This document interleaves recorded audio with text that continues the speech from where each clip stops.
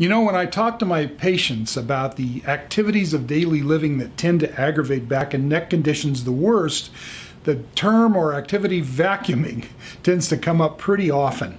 And yet there are ways and techniques to be wise and work smart relative to that particularly, unfortunately, necessary activity called vacuuming. And we're going to go over some techniques and tools that you can use to make vacuuming less painful and do it more wisely in today's health enlightenment moment. So let's get started.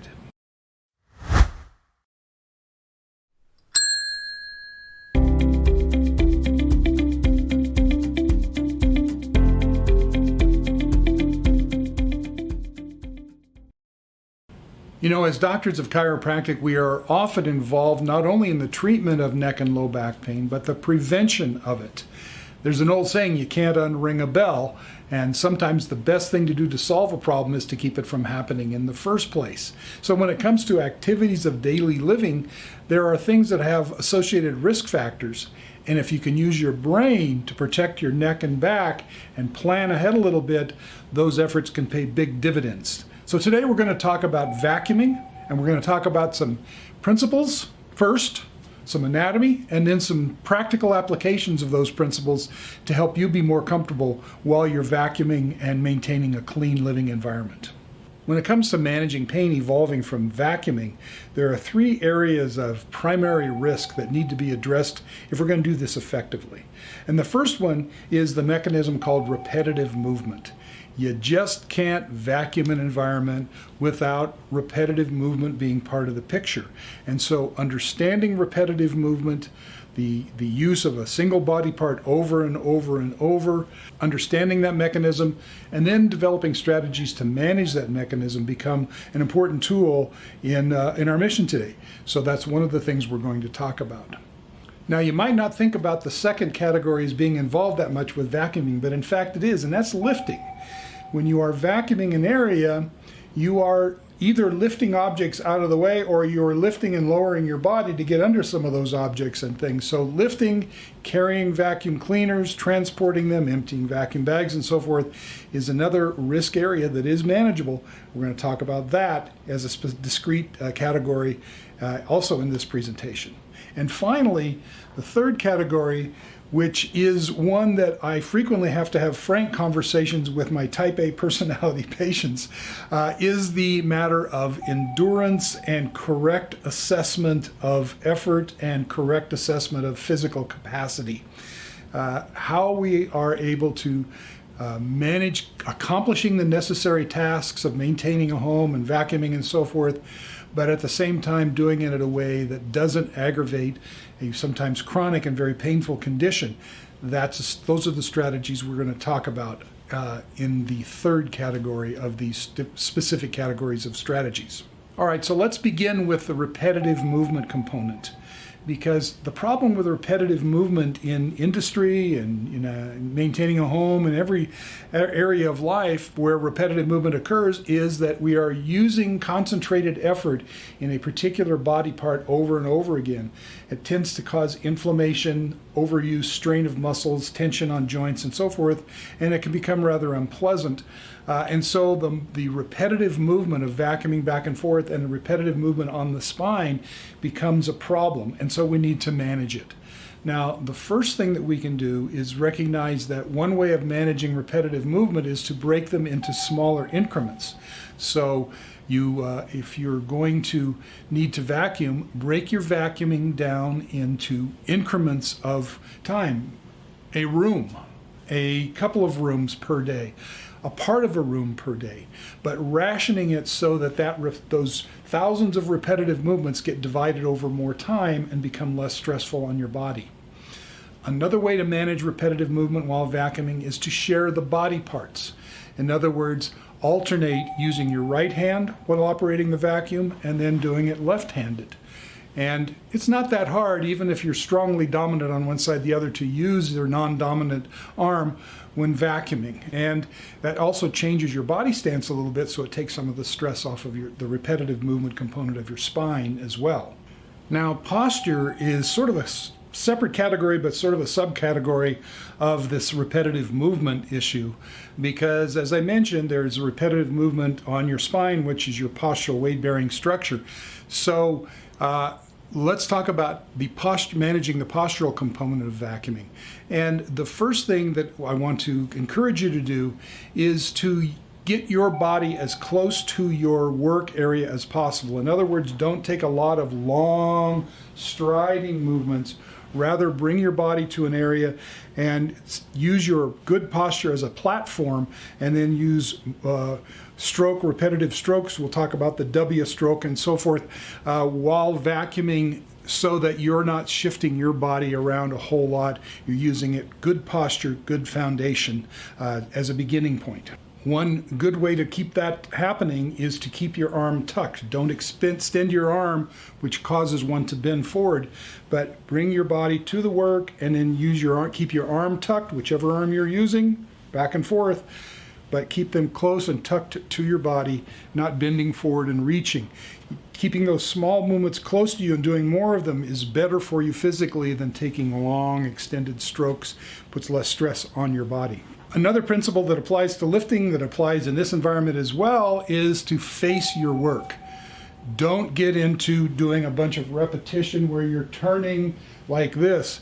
Mixing planes of movement, we talk about in our lifting video, another Chiropractic Health channel on proper lifting techniques, but mixing planes of movement is a bad thing. Your spine is not meant to do that well, and so face your work and turn your body as you are addressing different areas. Move your body to the work and face it, so you avoid lateral bending and rotation while you're performing that repetitive movement. Now, where I find people really tend to put themselves at risk needlessly in an activity that can be prevented with some good planning and forethought, what we call situational awareness, is pre-planning your vacuuming and getting furniture cleared out from areas. It is far better to mechanically move with a good plan, move furniture out of an area, give yourself an open, good area to vacuum, and then vacuum it, rather than trying to reach down and bend down and put yourself into dangerous postures while you're scrunching around and moving and trying to get underneath things to clean out those areas that could be moved with a little pre-planning and then move back. And a side recommendation associated with that is don't be afraid to ask for help. I find that we tend to have this sometimes unduly exaggerated sense of responsibility, and it's really okay to ask people to help, move some furniture, help me move some furniture out of this area. I'm going to vacuum, and then help me move it back in, and do it with a plan to protect your spine and your health, and it will pay off. Just touching back again on the issue of endurance and expectations. As we age, we don't have as much energy. Gravity does eventually win, folks, after all. And that doesn't mean we don't fight it every step of the way, but it does deteriorate. We don't have as much energy. We have to be real if we're going to enjoy our lives. And so making decisions in terms of rationing, and also making decisions in terms of what our expectations are in intervals of work and intervals of rest.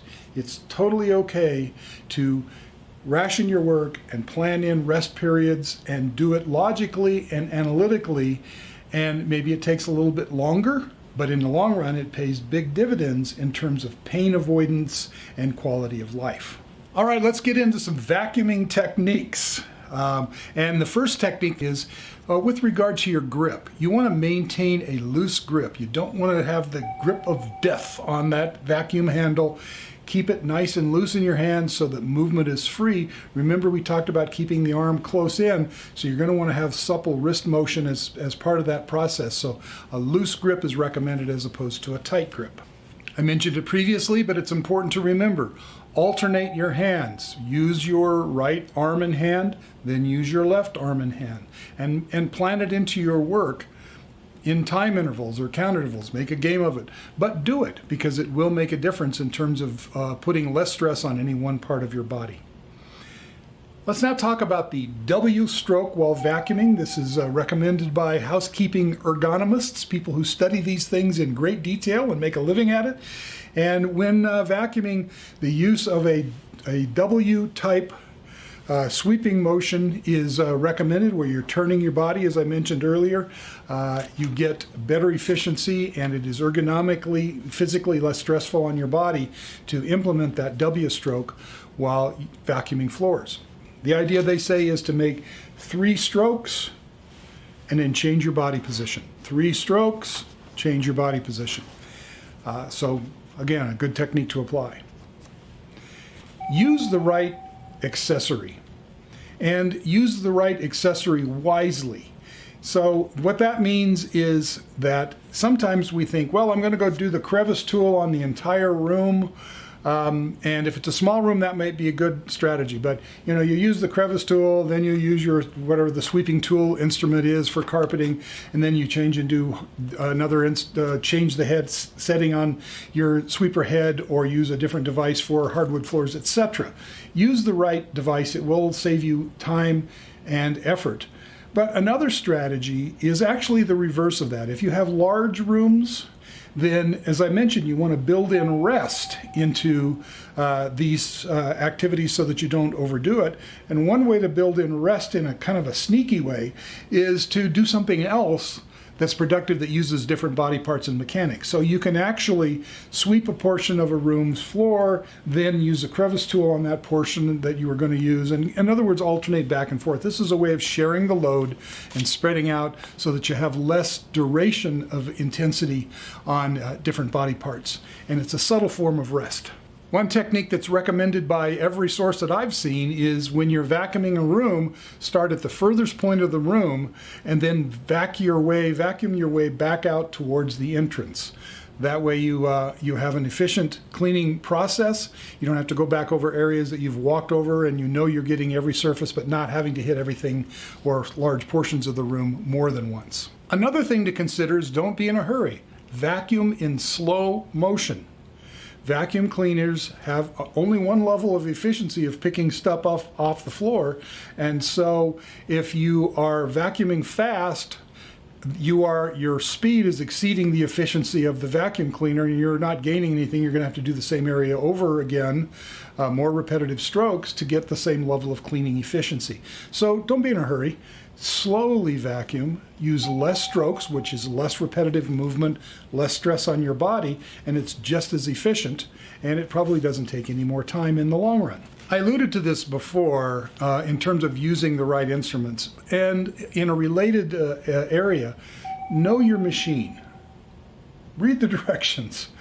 I know it's a revolutionary idea for people like me, but understanding your machine and what it's supposed to do and what the settings are and how it should be maintained and when the belts should be maintained or taken care of and so forth. These are all things that in the long run, what happens is if your machine loses its efficiency, or if you're not using it at the efficiency that it's capable of being used and serving you at, then you end up having to spend more time getting the environment clean, and that's more stress on your body. So again, use your brain to protect your body. Understand your machine and have it at the right settings, and understand its capabilities so that you can maximize them with greatest efficiency and least effort. Empty your canister frequently. Don't wait for your machine to noticeably lose efficiency for you to then go ahead and change it out and clean out the canister or the bag. What's happening is that it doesn't lose efficiency quickly. It loses efficiency slowly, and so by the time you notice it, you've been less efficient at your cleaning, which means you're having to expend more effort to get the same level of cleanliness in an area. So be willing to change your vacuum canister or your vacuum bag more frequently than you might otherwise think appropriate to get maximum efficiency out of the time that you are spending using your machine and vacuuming. And finally, have enough power. Pick the right machine. So many times we see people select for maybe a less expensive or a lower quality or a machine that is not as efficient because it doesn't have as much power. But it takes If you think about the physics of it, there is stuff on the floor, and that stuff has to be lifted up and put into a vacuum bag and taken out of your environment. And there's a certain amount of energy that's necessary to accomplish that. And if it's not accomplished by a big, strong, robust vacuum cleaner that goes in there and sucks it up robustly, then it's going to have to be accomplished by repetitive strokes by you, and that's going to take a toll on your body. So my personal advice, I tell people I buy good shoes, I buy good vitamin supplements, and I buy good cleaning equipment. I think that it's a good investment to buy a good quality machine that's strong enough to do the job and not have to have you do the part of its job for it. Now, the last thing I want to mention to you is also in that category of using your brain to help the rest of your body, and that is how to use this video. It's probably not realistic to expect that you have memorized everything that we've talked about in this presentation today. It's more realistic to suggest that you should visit this video. If you're going to vacuum on a Wednesday, decide to spend a few minutes and watch this video, because we learn by repetitive exposure.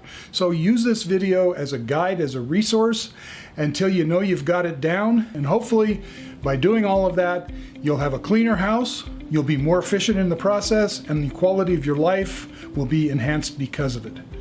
Enjoy these tools. I hope you put them to good work for you. Thank you for your time and attention today.